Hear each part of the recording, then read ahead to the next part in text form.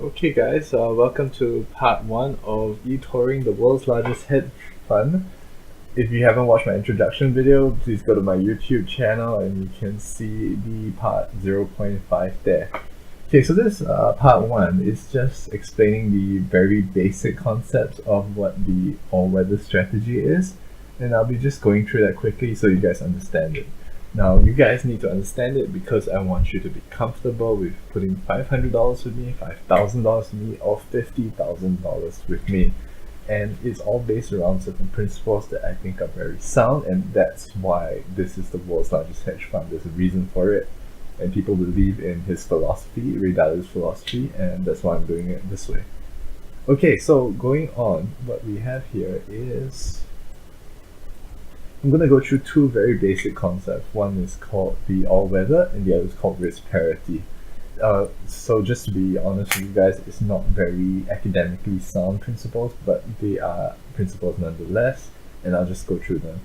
So it's meant to be a passive allocation, meaning that you just put your money into those assets and leave it as it is.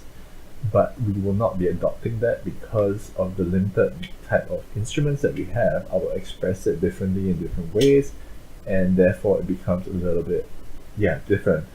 Again, this is from the world's largest hedge fund, Bridgewater. You can check out the Wikipedia page and they have the amounts there, and Bridgewater is by far the largest.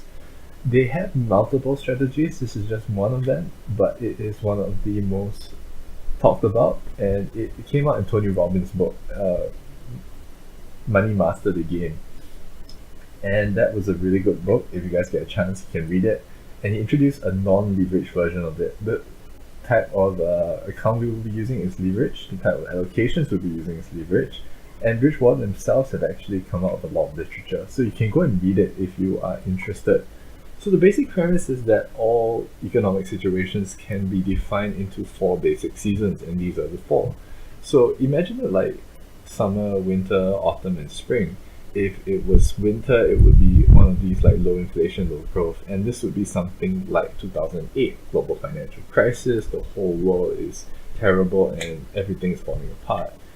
And during those seasons, certain assets perform better than others, like gold, because everybody is risk averse. So people start buying gold, and the rest is kind of history. In a high growth environment, stocks of course are the number one thing you should be in, but not just any stocks, emerging market stocks, and that's because they will grow faster than the developed market stocks. And those are the basic four seasons. So the original allocation looks something like this. This is from Bridgewater themselves, and I got it from Wall Street Oasis. You can go have a look at it if you want. But I will not be using these exact allocations because eToro again doesn't have some of these instruments like inflation-linked bonds. Okay, can you apply these concepts on your own? Absolutely. If you understand these concepts that I'm putting out here and you want to, please go ahead and do it. Again, I'm just trying to make it easy for people who don't have the time or the expertise to try and come up with this themselves, and that's why I'm doing this on the eToro platform, so you can copy me. Again, I'm not going to use this system exactly as how it is, not wholeheartedly. I have a modification to it with a technical overlay. This is just to detect trends, and I'll explain more in part 2. Again, the instruments available that we have here on eToro is slightly different, and the value add that I have is I am very plugged into the market. I constantly listen to commentary on it, and I just make it very easy to copy, and that's the value add I want to give you guys. I will change the allocations again based on my thinking of the market, and that's something that I hope to add some value. So again, I need to cover something that's called risk parity. And risk parity means that you apply the amount of money that you have to each asset, not according to amount, but according to risk. So example I have here is of Google. Google stocks, of course, have shot through the roof. If you bought it in 2006, it would be worth $235. Please ignore the 200 here, I don't know why I have it. And now it's 832. So this would represent about a 25% increase per year. And you expect this of stocks because it's higher risk. But say you take a bond, and the bond 10 years ago, a 10-year bond would be 4.3% yield per year.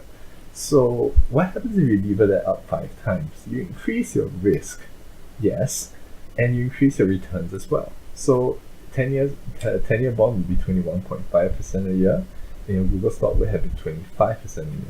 And your idea is to get these two returns as close as possible to reach this return parity. And this return parity can be expressed in many different ways.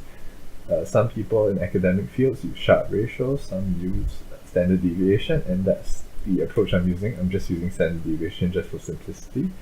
And I will go more into how I use the instruments in part 2.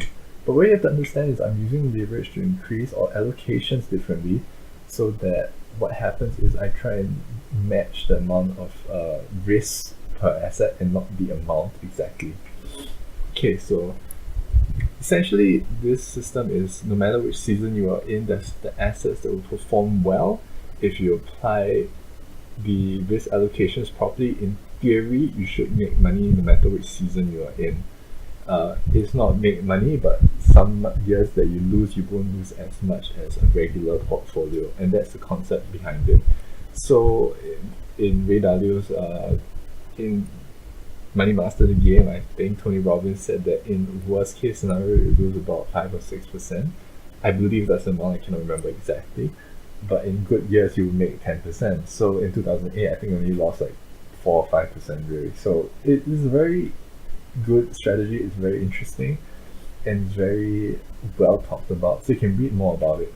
So that's the end of part 1. It's just a very brief overview. I'm doing 3 of these videos and it's just very simple. I will cover it more in detail if I do a Udemy course, which I'm looking to do. Okay, so that's it guys.